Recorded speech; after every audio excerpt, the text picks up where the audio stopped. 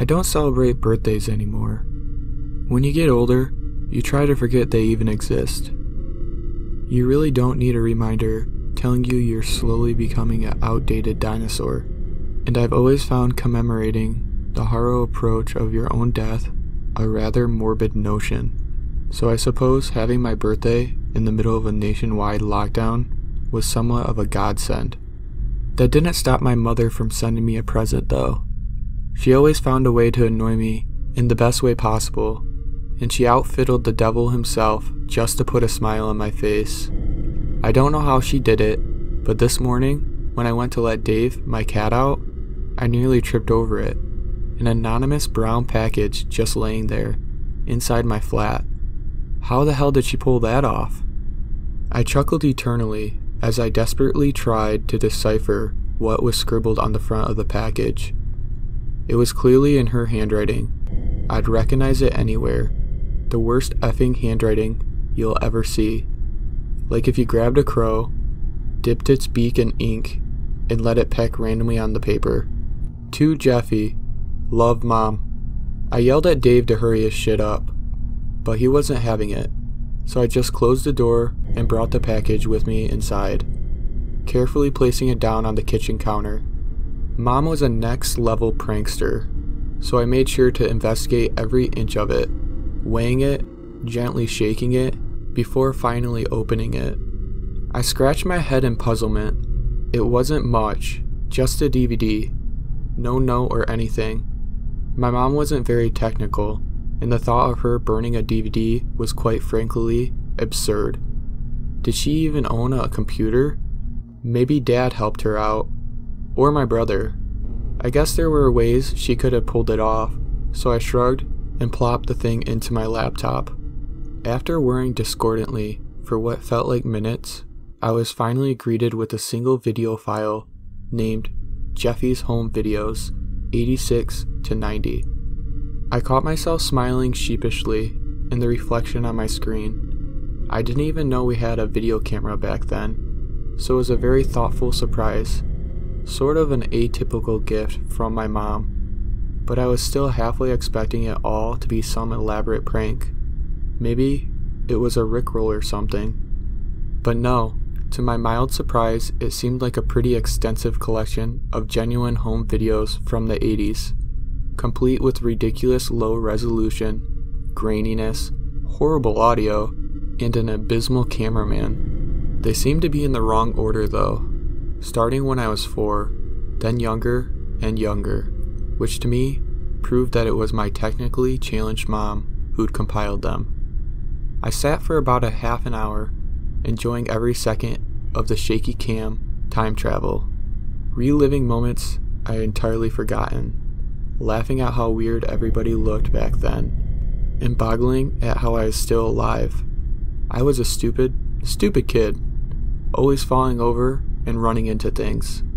I sent my mom a picture of me and my bottle of wine, relishing the ancient videos, with the caption, "Thanks for the home videos, Mom. Heart. Best birthday gift ever." But then it got strange. I just finished watching the summer of '87, when we apparently spent the holiday out by my grandpa's cabin by the sea. I was 2 years old then, and my brother Justin must have been 5. It was a wonderful trip down non-memory lane. Since I had no recollection of it, and I was anxiously looking forward to videos from my first year, I didn't have any photos or anything from back then. My mom said they must have been misplaced when they moved a decade ago, but she could never seem to find them again. It was the summer of '86, according to the date in the bottom left corner, a shaky cam, more than likely maneuvered by my dad, looking over a tall white fence. A family of 3 was gathered on the other side, husband, wife, and a tiny toddler. I didn't recognize any of them, but I suppose they must have been our neighbors. We moved every couple of years when I was a child. Something about my mom's work, so it was an educated guess. There was some barely audible whispering as the camera was lowered, now facing the grass. I replayed this part several times, but I could never really hear what was said, Just fragments of it made sense. We, move, leave, hurry, were the only words I could make out. Then the camera was raised, once again peering over the top of the fence. The family was gathered out by the front porch of a house, the toddler with his assumed mother, and the assumed father operating a hose, spraying water on assorted flowers. Then the camera moved again, focusing on the cheery face of my mom. She was wearing a bright red sun hat, real cheesy looking, and the first time I saw it, I giggled uncontrollably. "Let's do it," she said, grinning widely. A chill ran down my spine. Those exact words have no meaning without context, you know? Could point to absolutely anything.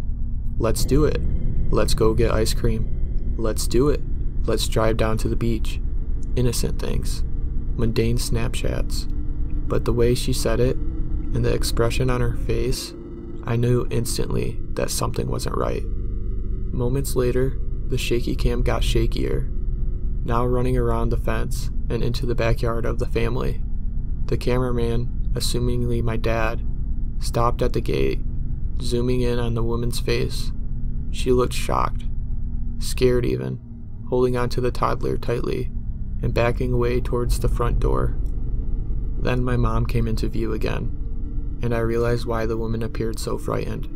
I had to replay that moment several times too, because I couldn't believe it. Couldn't believe it was her. She was wielding a knife, a huge butchery thing. She turned and grinned to the camera, waving the knife around playfully, before suddenly charging at the woman. Her terrified, high-pitched screams echoed through my kitchen. I almost stumbled to the floor as I watched the carnage unfold. My mom stabbed the woman brutally in her leg, causing her to collapse on the front porch, the toddler rolling onto the grass, wailing hysterically. The assumed father suddenly became aware of what was happening, and his eyes widened as he yelled something, running to the woman's aid, only to be stabbed in the neck by my mom as he came within arm's reach. The next 2 or 3 minutes were dedicated to my mom stabbing the two of them repeatedly. The fleshly, pulpy, mangled remains at the end of it, hardly even human in appearance anymore. Absolutely drenched in blood, my mom turned to the camera, laughing maniacally. She suddenly noticed the wailing toddler in the grass, and quickly wiped clean the knife with the inside of her dress, placing it down on the porch. She then gently lifted the toddler, hugging him tightly, smearing blood all over the child.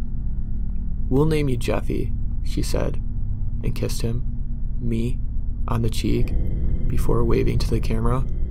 I slammed the laptop shut and staggered back, hyperventilating uncontrollably. No, it couldn't be. It had to be some kind of prank, right? Right?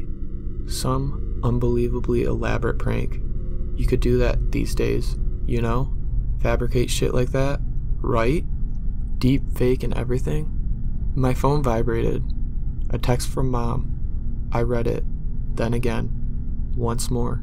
Then I grabbed my laptop and got the hell out of there. I didn't send you any videos, but your father is coming over to sort it out. Stay where you are, Jeffy. Everything will be alright. Don't move. We'll be right there. Mom.